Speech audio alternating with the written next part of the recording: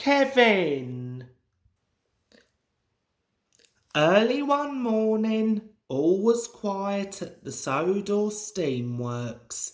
Victor, the little tank engine, and Kevin, the small yellow crane, were fast asleep. Then suddenly, poop, poop, poop, the noise of an engine whistling loudly woke them up. Trembling tracks, said Kevin as a train rushed by. What's that noise? That's Spencer's whistle, replied Victor. I'd know that snooty sound anywhere. Spencer was visiting from the mainland. He wanted everyone to know he had arrived on Sodor. Victor and Kevin got ready to start the day's jobs. They liked helping broken down engines get back on their wheels again. Let's get to work, Kevin, said Victor busily. Yes, boss, yawned Kevin. He wheeled sleepily to a corner of the works, but he wasn't watching what he was doing and dropped some engine parts. They landed with a clang. Victor shut his eyes. Kevin, slowly, slowly. Sorry, boss, said Kevin. It was a slip of the hook. Meanwhile, Spencer had steamed to Tidmouth Sheds. The engines were still dozing inside. Whistled Spencer. Wake up, lazy bones. Why don't you get to work like me? He went on rudely. Poop, poop, poop yourself, grumbled Gordon crossly. He was tired from pulling the big express. You could do with a wash down, teased Spencer. Look how shiny my silver paint is.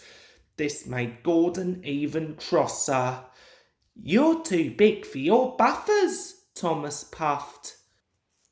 Thomas's crew lit his fire and Thomas built up steam. He shunted slowly out of the sheds. His first stop would be the steamworks so that Victor could mend a crack in his funnel. Spencer steamed after him. Let's have a race to see who's faster, he said. No thanks, Spencer, said Thomas. He knew he had to get his funnel fixed so that he could be a really useful engine again. Scaredy engine, Spencer sneered. At the works, Kevin was still making mistakes. Those hooks can be slippy, said Victor kindly. Keep going, Kevin. Just then, Thomas puffed in with Spencer. Kevin was so excited to see them that he wheeled straight into a heap of scrap iron. Clang! Crash! Hello, Spencer, smiled Kevin. Do you need a helping hook? No, I do not. Big engines like me never break down, Spencer sneered. Kevin wanted to show how strong he was, but he hooked too much at once. The load was so heavy it slipped from Kevin's hook and landed right in front of Spencer. Clang! Crash! Bang! You clumsy crane, stop that thing! Shouted Spencer as loudly as he could. Haven't you got a job to do, Spencer? Said Victor when the noise had stopped. You're taking up a lot of track. Spencer was shocked. He slid out of the works without saying a word. No one speaks to me like that, he thought to himself. As Spencer puffed away, there was Gordon pulling the express. Poop, poop. Hello, Spencer, whistled Gordon. How do you like my express train? But when Spencer tried to call back, No sound would come out of his whistle. Spencer had lost his voice. He slid away as fast as his wheels would carry him. "He's dreadfully rude," Gordon grumbled to his driver. Spencer steamed to Great Waterton to collect the Duke and Duchess of Boxford. When he reached the station, the Fat Controller and Lady Hat were waiting there too. "Hello, Spencer," the Fat Controller boomed, but Spencer said nothing. The Duke and Duchess got into Spencer's coach and Spencer steamed away again. That night, when Spencer puffed into the sheds, Gordon was telling the engines how rude Spencer had been that day. "He needs to learn some manners," said James, but Spencer still said nothing. Thomas was surprised.